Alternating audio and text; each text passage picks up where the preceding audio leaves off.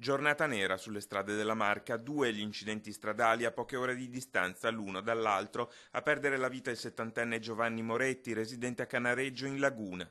L'uomo era al volante di una jeep e percorreva la Treviso Mare verso la città. Uno schianto violento, forse causato da un malore, che lo ha fatto finire contro il pilone del sovrappasso a poche centinaia di metri dalla tangenziale cittadina. Praticamente la macchina ha cominciato ad accostare sulla destra, ma senza diminuire la velocità. Io pensavo sinceramente su un primo momento che avessero aperto o una strada o si fermasse per qualche altro motivo, e dopo invece l'ho visto senza frenata né altro andare su per il palo di cemento. Gli automobilisti che seguivano il 70enne si sono immediatamente fermati per prestargli i soccorsi, ma le condizioni dell'uomo sono da subito apparse disperate. Non era cosciente, era un po' svenuto.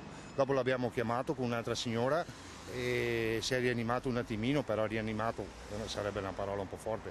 E poi sono arrivati il 118 e hanno visto che insomma era deceduto. Sul posto sono arrivati anche i vigili urbani che hanno provveduto a deviare il traffico lungo uno dei 2 sensi di marcia. Toccherà a loro stabilire quale sia stata la causa dell'incidente.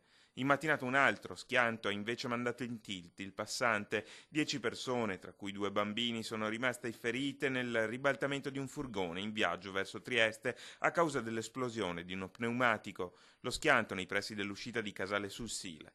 Il mezzo, un Renault Master, aveva a bordo 15 romeni. A destare maggiore preoccupazione le condizioni di 2 bambini. Sul posto la polstrada, il SUEM e i vigili del fuoco.